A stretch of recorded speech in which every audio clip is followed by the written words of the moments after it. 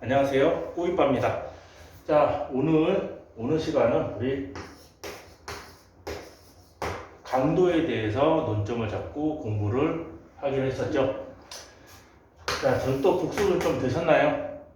강도가 절도보다 어렵다기보다도 할 게 조금 더 많습니다. 그래서 강도 같은 경우에는 절도죄는 제가 처음부터 끝까지 그냥 풀로 진행을 했다면 강도에서 나오는 부분을 세 가지로 구분을 해서 끊어가도록 하겠습니다. 자, 강도에서 여전히 출제위원들이 여러분들한테 요구하는 거 먼저 봐야 되겠죠. 강도는 강도죄에 대한 개념, 강도죄에 대한 논점, 강도가 뭔지를 여러분들한테 물어보는 부분이 있고, 두 번째 야주강. 자, 우리 절도죄에서는 야주절을 배웠습니다. 그렇죠? 네, 강도죄에서는 야주강, 야간, 주거침입, 강도에 대해서 공부를 할 건데 크게 의미는 두지 마시기 바랍니다. 이거는 실행의 착수에 대한 문제만 논점이 될 뿐이고 야주강에 대한 많은 판례들을 여러분들한테 물어보는 일은 없습니다. 자, 셋째, 우리 강도죄의 꽃이죠. 중강도에 대해서 공부를 하게 될 겁니다. 자, 그러면은 우리 강도죄부터 논점을 잡아가도록 하겠습니다.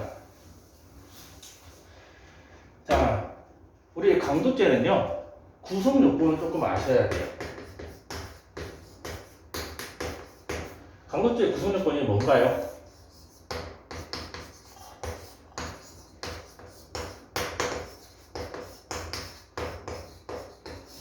자, 폭행 협박이 되겠습니다. 자, 무슨 말이냐? 폭행 협박으로 시작해서 재물이나 재산상 이득을 갖다가 뺏는다면 그게 강도죄가 된다는 말이죠. 자, 어렵지 않습니다. 자, 그럼 폭행과 협박, 이게 강도죄의 실행의 착수가 되는 거고요. 자, 실행 착수가 뭐라고 그랬죠? 그 범죄의 시작.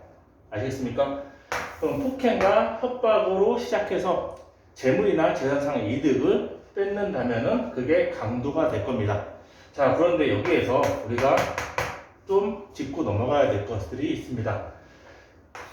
강도죄에서 말하는 폭행이 어느 정도의 폭행이어야 되느냐가 문제가 되겠죠. 자, 폭행을 갖다가 좀 나눠본다면은 최강의 폭행, 그리고 강의의 폭행, 협의의 폭행, 그리고 최협의, 이렇게 나누어집니다. 이 각각에 대해서 정확한 논점을 여러분들이 잡으실 필요는 없지만 어디 제에서 말하는 폭행이 뭐다 정도는 우리가 알고 계셔야지 문제를 푸는데 지장이 없으실 겁니다. 자, 우리가 나중에 배울 그냥 단순히 폭행죄, 그 폭행죄 파트에 말하는 폭행이 이 협의의 폭행입니다. 협의의 폭행. 자, 최강의는 뭘까요?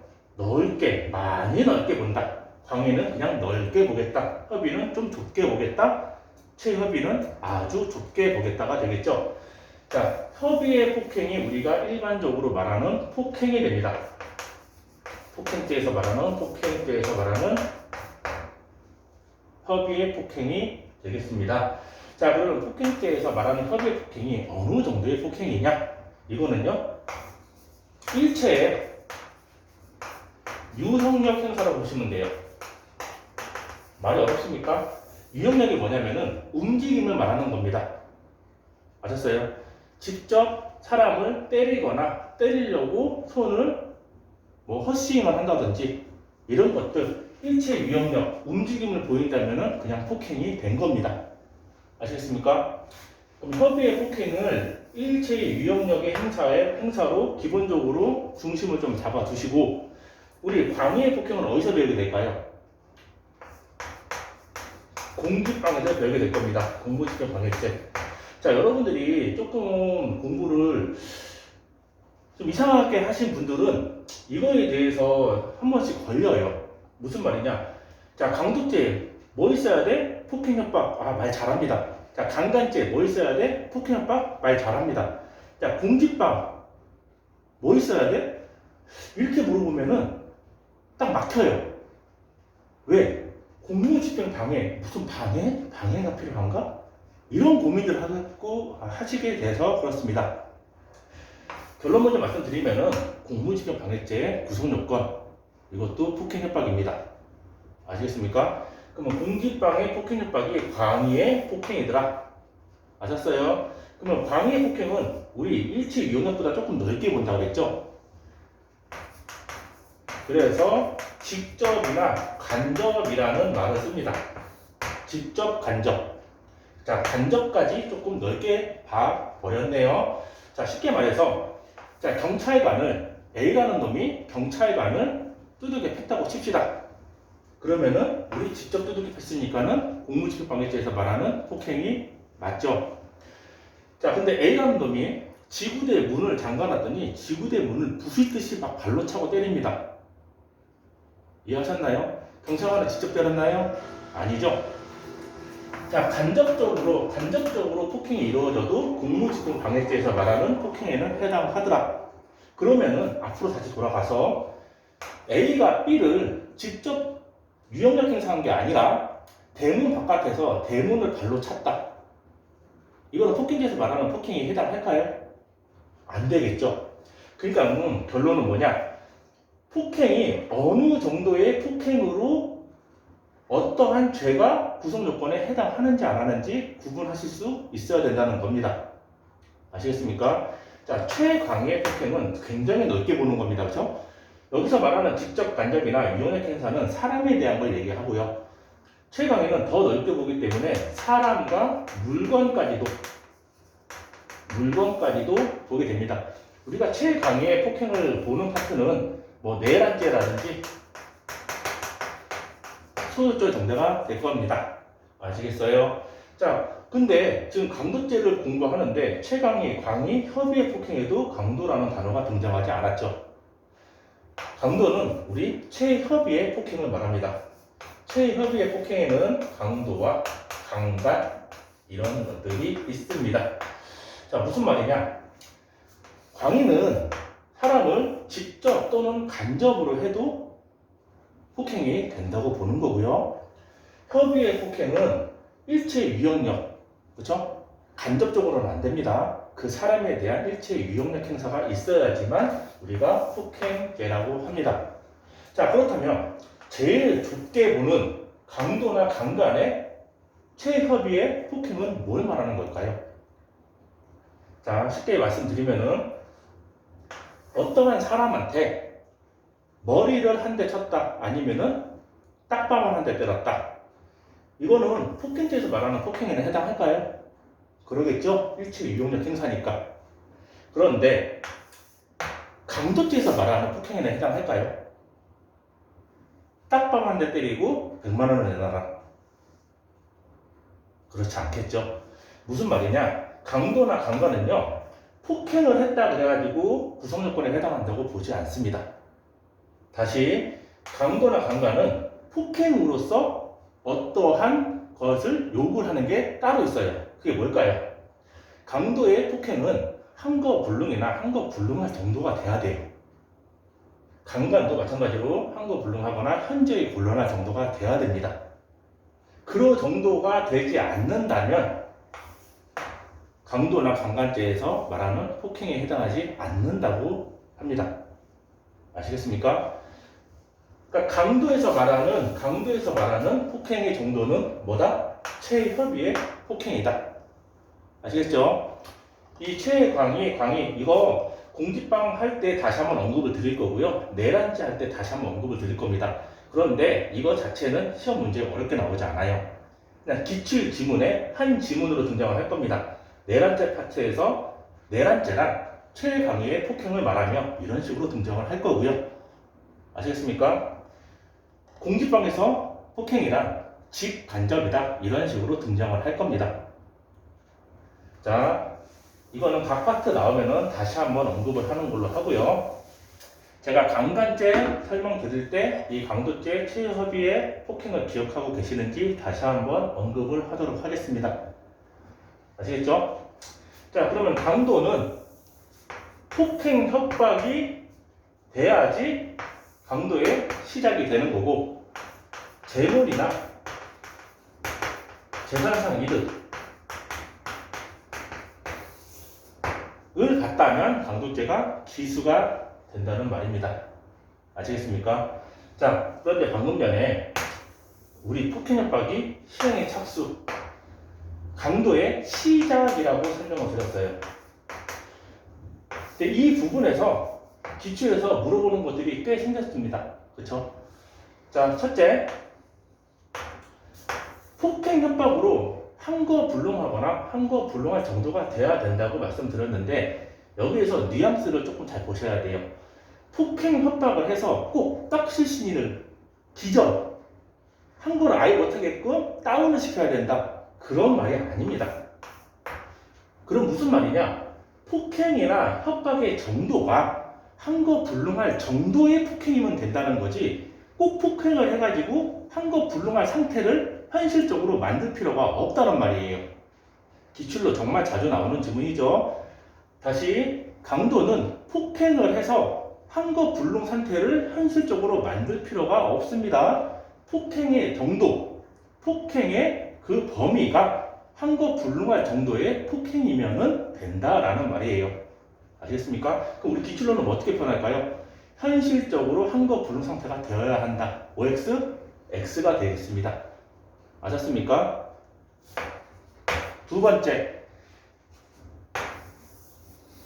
강도의 실행의 착수가 폭행 협박이라고 했는데, 실행의 착수가 이 범죄의 시작이라고 했습니다. 그러면은 통상적으로 어떠한 범죄에 실행의 착수가 없다면 그 범죄가 안 나오는 게 맞죠.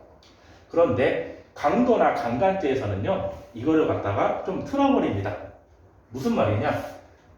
반드시 실행의 착수가 먼저 선행되어야 할 필요가 없다고 합니다. 이렇게 말씀드리면 좀 어렵습니다. 그렇죠? 좀 쉽게 갈게요. 자, 여러분들이, 자, 봅니다. A가 B한테 돈을 요구를 합니다.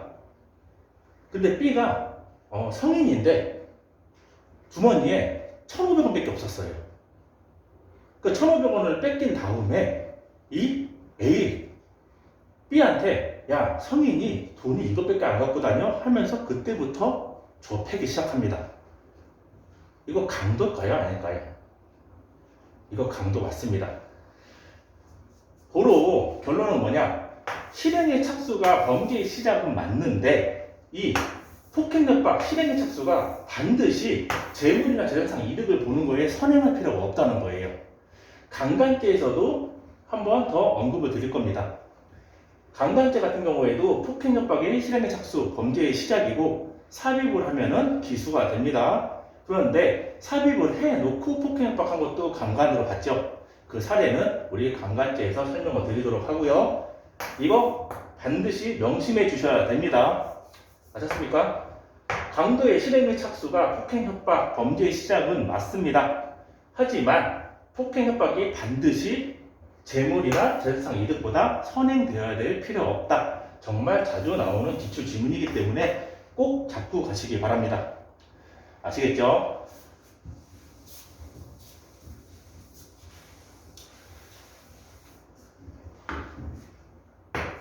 자, 다음 강도에서 여러분들이 반드시 아셔야 되는 내용이 있습니다. 자, 볼게요. A라는 사람이 B라는 사람을 폭행협박해서 만약에 돈을 뺏었다. 강도예요, 아니에요? 강도 맞죠? 그렇죠? 그런데 여러분들은 폭행협박을 해서 꼭 뭐를 뺏어야지만 강도라고 생각하시는 분들이 의외로 많아요. 그렇지 않습니다. 자, 보세요. 내가 돈을 줄 게 있는데 그 돈을 안 주려고, 그 돈을 주지 않으려고 폭행협박을 합니다. 강도예요, 아니에요? 이것도 강도입니다.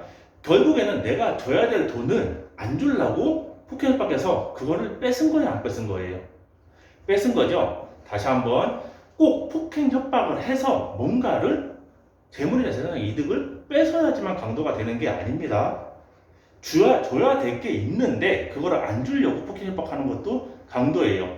자, 그러면은 여러분들이 택시를 탔다. 근데 택시비 안 주려고 택시 기사님을 폭행합니다. 죄명 강도가 되겠죠. 택시비를 줘야 되는데 안 주려고 폭행협박한 거니까. 이해했습니까? 여러분들이 술을 마셨다. 그럼 술값을 내야 되는데 술값을 안 내려고 술집 주인을 폭행했다. 죄명 강도가 됩니다. 아시겠어요? 줘야 될 거를 안 주려고 폭행하는 것도 강도가 되더라. 이거를 반드시 여러분들이 잡고 계셔야지. 지금 기출문제집을 보면은 10번 이상 나온 지문이 하나가 등장합니다. 그거는 물론 중강도를 하고 설명을 드릴 건데요. 처음부터 강도였던 사람을 중강도범이 될 수 있느냐 없느냐 하는 지문이에요. 정말 말도 안 되는 지문이죠. 근데 10번 넘게 나온 지문이 있습니다.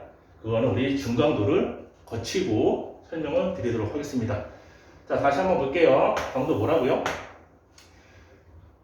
꼭 폭행협박해서 뭘 뺏어야 되는 게 아니라 뭘 줘야 될 거를 안 주려고 폭행협박하는 것도 강도가 된다 안 된다? 강도가 된다. 반드시 명심해 주셔야 되는 부분입니다. 이걸로 기출이 좀 많이 풀리실 거예요. 아셨습니까? 자, 다음 보겠습니다. 우리 강도는 재물죄냐 재산상 이득죄냐 그거 따로 공부하지 않습니다. 아셨죠? 자, 절도죄 할 때 제가 말씀드렸어요. 재산범죄에서 재물죄만 되는 거, 재산상 이득죄만 되는 것만 구분하시고 그 이외의 나머지는 다 되더라 라고 알고 계시면 될 것 같습니다. 아시겠습니까? 자, 그리고 강도죄에서 여러분들이 기출 지문을 보면은 좀 어려운 말로 표현이 되는 지문들이 있는데 그 지문들을 그냥 쉽게 이해를 좀 하시고 그 지문들을 갖다가 그냥 가볍게 다 주실 수 있도록 설명을 하나 드릴게요.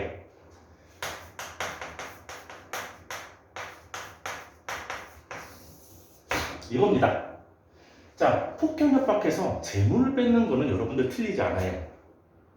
맞습니까? 폭행협박해갖고 5만원을 뺏었다? 10만원을 뺏었다? 이게 강도냐 아니냐? 이거 틀리지 않습니다, 여러분들. 근데 재산상 이득이 그냥 재산상 이득을 뺏었다? 이렇게 나오면 틀리지 않을 거예요. 그런데 이거를 말을 조금 이상하게 내는 지문들이 등장을 합니다. 어떤 식으로? 이런 식으로요. 사법상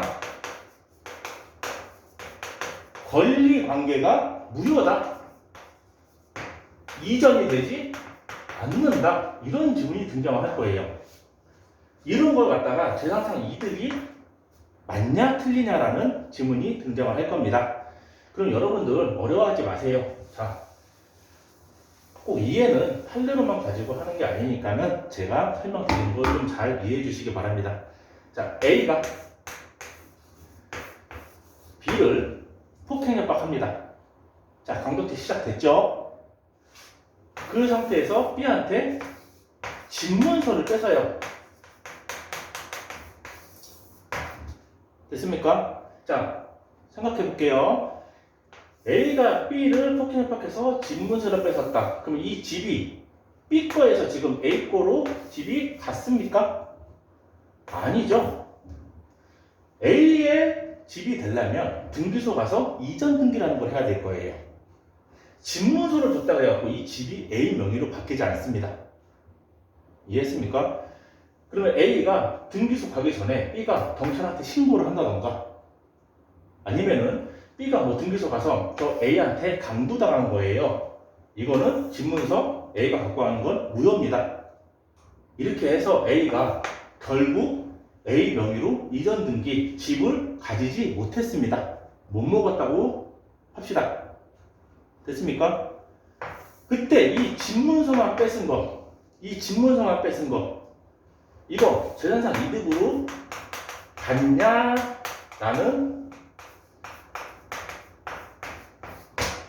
이게 기출 지문이에요.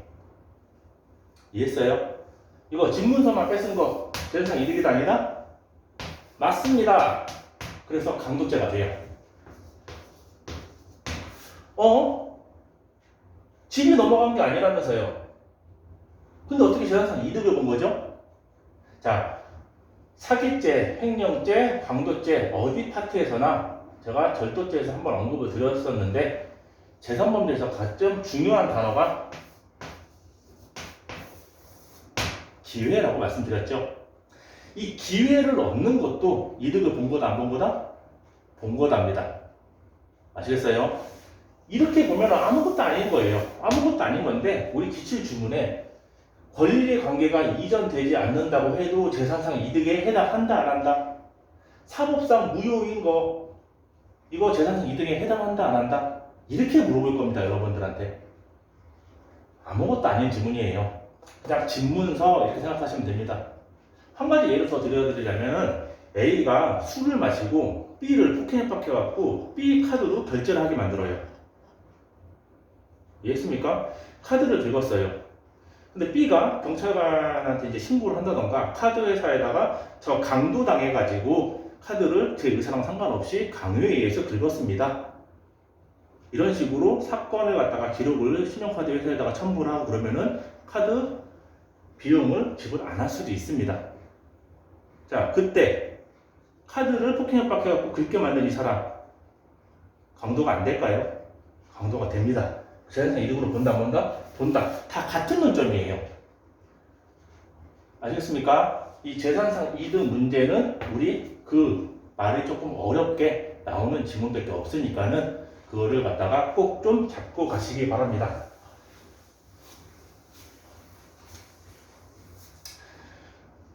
아시겠죠? 자, 다음 봅시다. 우리 강도죄는 다시 뭘로 구성된다? 폭행 협박이 있어야 된다.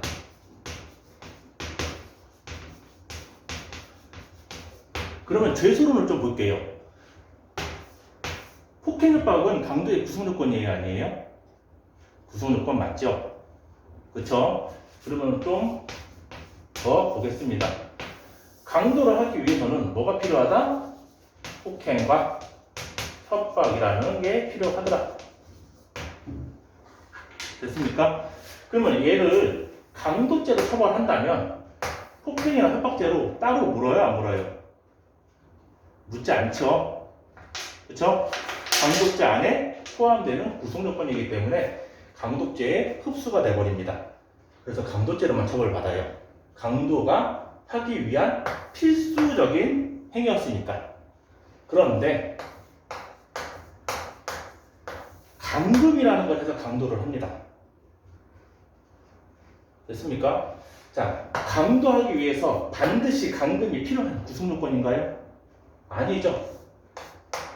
안 해도 되는 짓거리를 한 겁니다. 강도를 하기 위해서. 됐어요? 그러면 감금죄는 강도죄의 폭행 협박처럼 흡수가 될까요? 아니면은 별죄를 구성할까요? 별죄를 구성하게 됩니다. 아셨죠? 구성요건이 아니기 때문에. 자, 그러면은 강도랑 감금의 죄수랑 관계는 어떻게 될까요?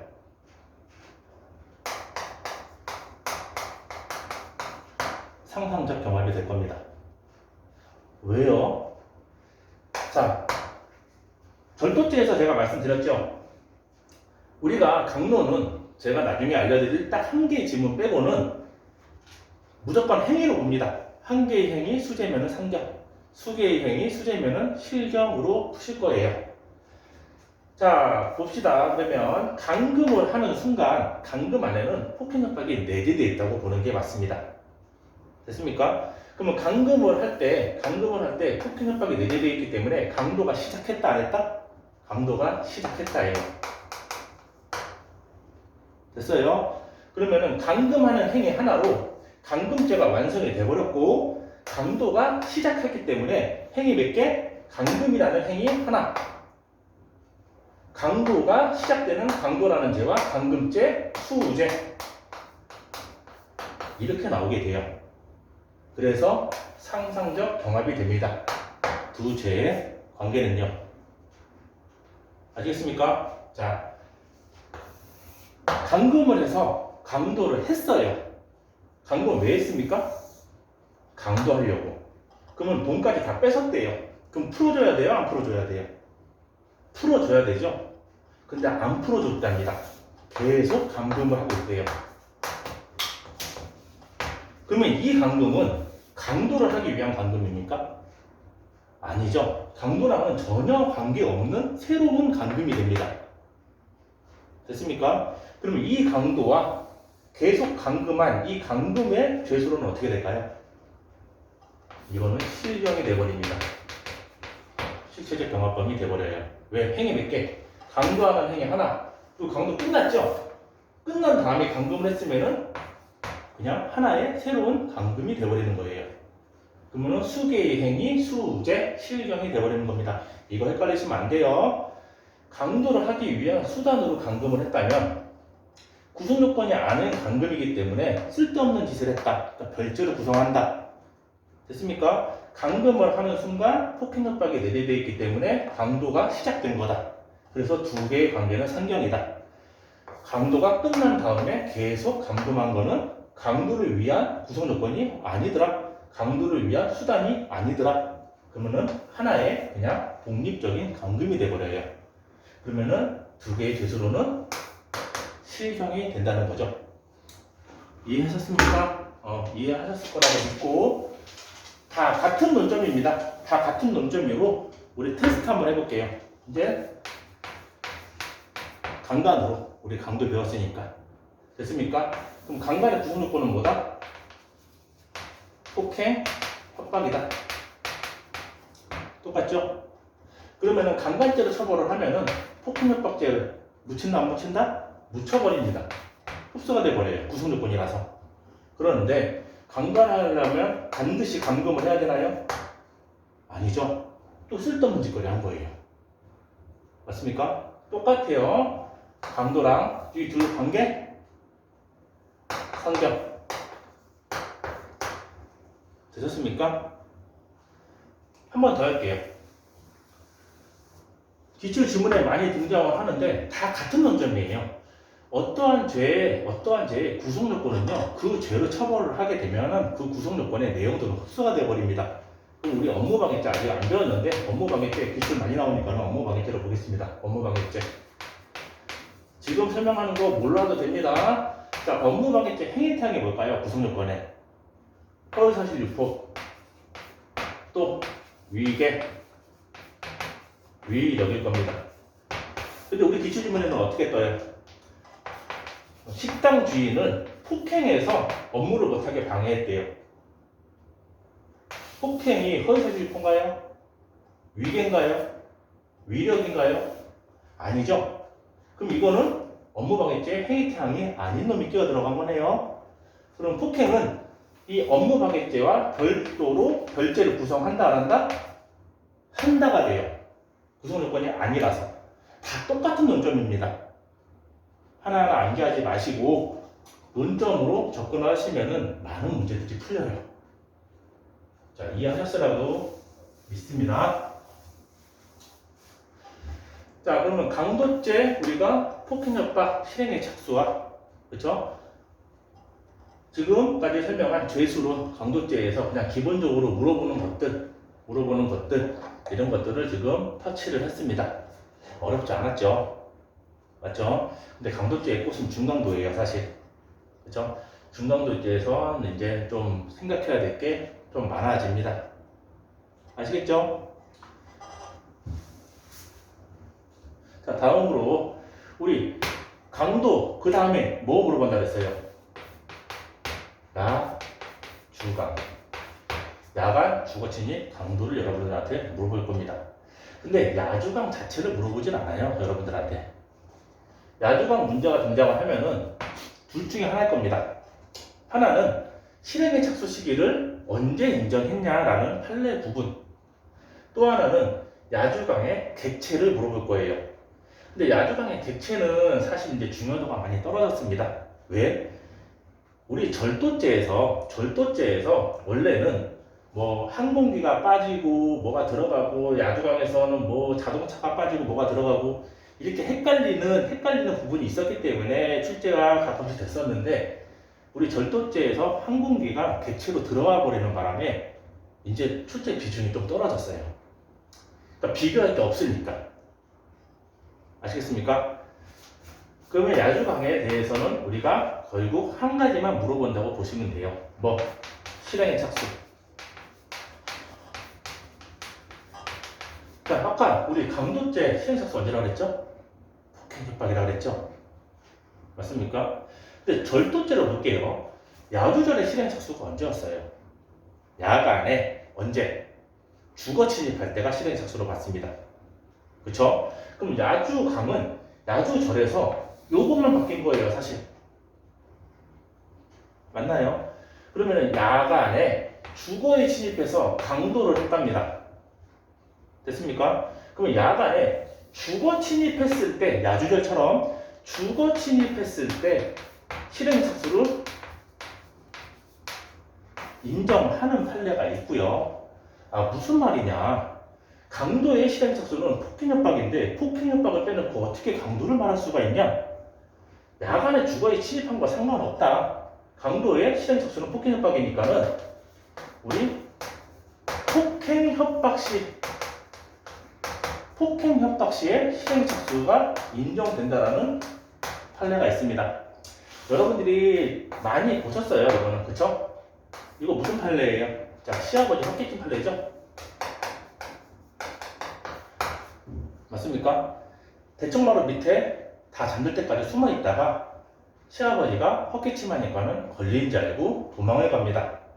이미 주거에는 침입이 되어 있었기 때문에 주거 침입시를 실행착수로 본 판례로 본다면은 이거는 실약이 된 걸로 봐요, 강도가. 그쵸?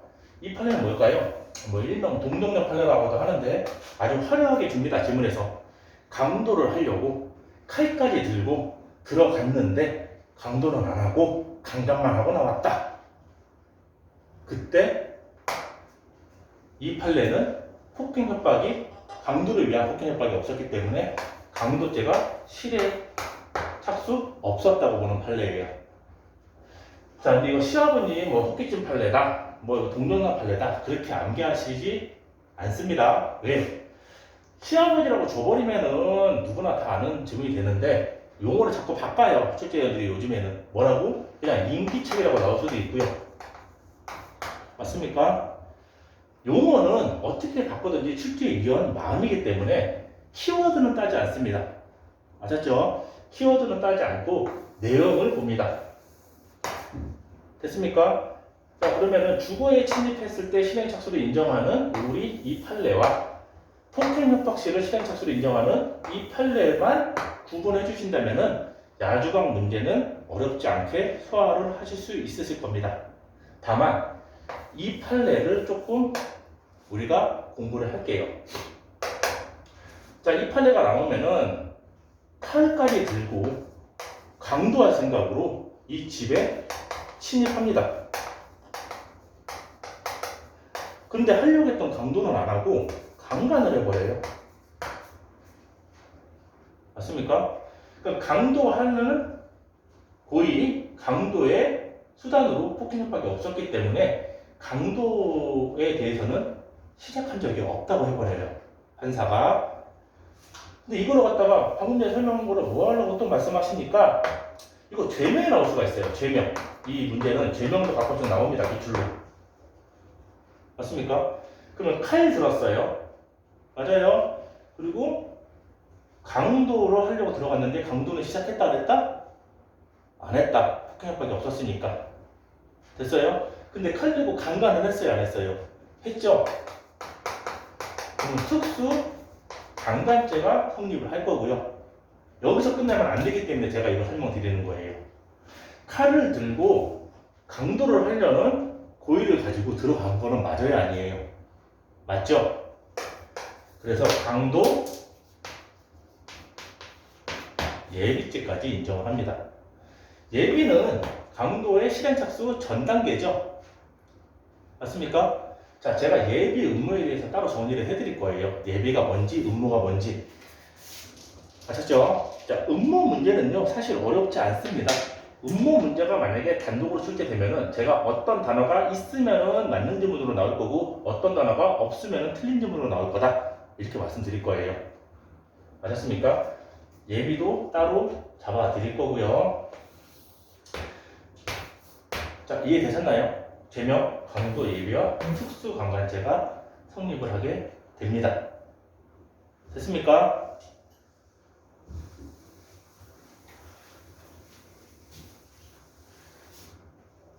자, 그러면은 방금 전에 말했던 우리 예비가 뭔지만 설명을 드리고 잠깐 끊었다가 중강도로 진행하도록 하겠습니다.